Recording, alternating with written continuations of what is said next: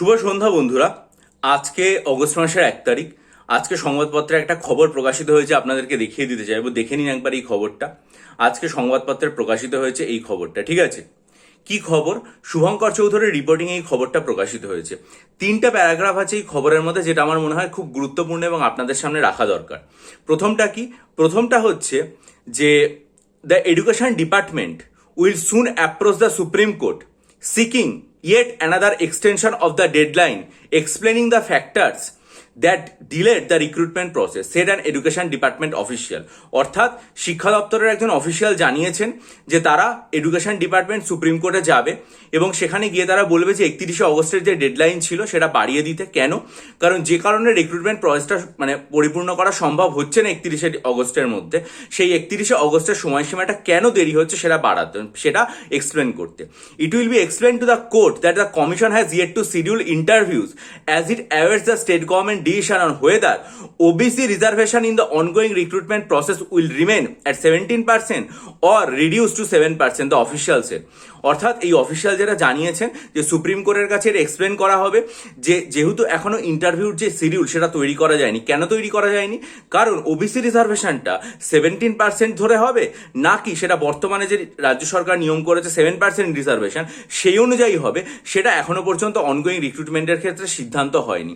তাই জন্য কি হয়েছে, education department official said that just a month about left for the deadline set by the apex court, the department has no option but to seek a fresh extension.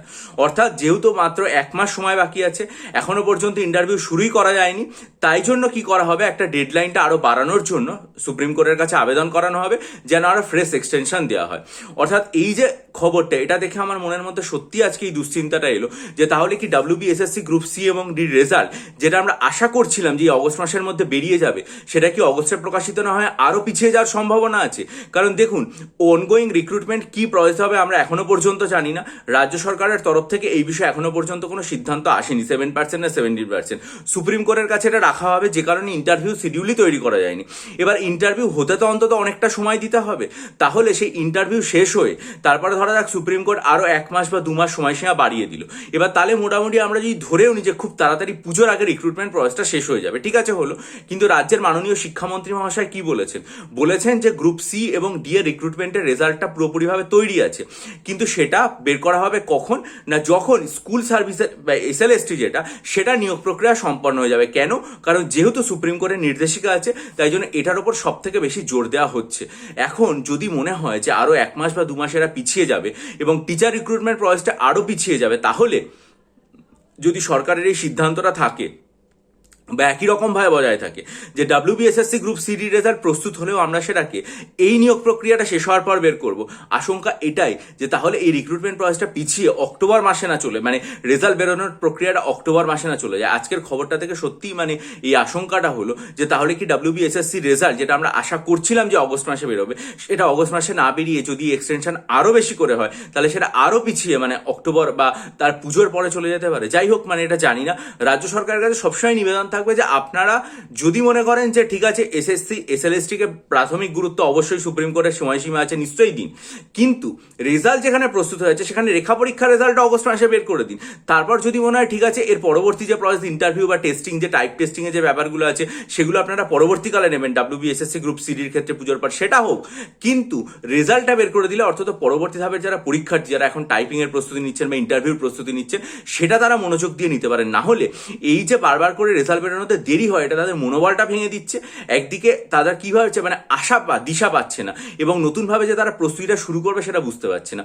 কিন্তু আজকের এই খবরটা সত্যি সত্যি একটা হৃদয় বিদারক, এবং যদি সুপ্রিম কোর্ট আরো সময়সীমা বৃদ্ধি করে এবং তারপর যদি সেই সময়সীমা অনুযায়ী টিচার রিক্রুটমেন্ট করার প্রসেসটাই শেষ পর্যন্ত পুজো পর্যন্ত চলে, তাহলে হয়তো আর কি এই যে WBSSC গ্রুপ সি এবং ডি এর রেজাল্ট, সেটা আগস্ট মাসে না বেরিয়ে তার পরবর্তীকালেও পিছিয়ে যেতে পারে, হয়তো অক্টোবর মাসেও চলে যেতে পারে। যাই হোক, এটা খুবই দুঃখজনক। আমি চাইবো আন্তরিক সঠিকভাবে যে আমার এই যে আশঙ্কা সেটা পুরোপুরি ভুল প্রমাণিত হোক এবং রাজ্য সরকার যত দ্রুত সম্ভব অগস্ট মাসে লেখা পরীক্ষার রেজাল্টটা প্রকাশ করুক। সেই সম্পর্কিত আপডেট পেলে নিশ্চয়ই চ্যানেলে জানাবো, যার জন্য চ্যানেলটা আপনারা সাবস্ক্রাইব করবেন, বেল আইকন প্রেস করবেন, আপনাদের গুরুত্বপূর্ণ মতামত জানাবেন, ভিডিওটা লাইক করবেন এবং হাইপ করে বন্ধুদের মাঝে ছড়িয়ে দেবেন। এই মুহূর্তে আমাদের সামনে যে দুটো পরীক্ষা রয়েছে সেটা হচ্ছে মিসলেনিয়াস পরীক্ষা আর একটা হচ্ছে WBCS মেন পরীক্ষা। কারণ অনগোয়িং রিক্রুটমেন্টগুলোর ক্ষেত্রে কি প্রসেস হবে সেটা তো আমরা এখনো পর্যন্ত বুঝতে পারছি না, ফলে অন্য পরীক্ষাগুলোর ক্ষেত্রে বোঝা যাচ্ছে না। সুতরাং আপনারা যদি মনে করেন যে আসন্ন মিসলেনিয়াস পরীক্ষার জন্য আমার কাছ থেকে আপনারা 24টা মক টেস্ট, 8 কালচারের detail study material, 3000+ static GK MCQ study material নিতে চান, অথবা যদি মনে করেন আসন্ন WBCS মেন পরীক্ষার জন্য psychology optional detail study material বা ডেসক্রিপটিভ বাংলা, ডেসক্রিপটিভ ইংরাজি ডাবল ডিটেল স্টাডি মেটেরিয়াল নিয়ে এখন থেকে প্রস্তুতি নিতে চান, বা ডেসক্রিপটিভ অঙ্কের স্টাডি মেটেরিয়াল নিতে চান মিসলেনিয়াসের জন্য, তাহলে ডিসক্রিপশন বক্সে আমার ইমেল আইডি দেওয়া রইলো, সেটা দেখে আমার মাধ্যমে যোগাযোগ করুন। বহু পরীক্ষার্থী উপকৃত হচ্ছেন, আশা করি আপনারাও উপকৃত হন। ভালো থাকুন, বিজয়ী হন, সফল হন।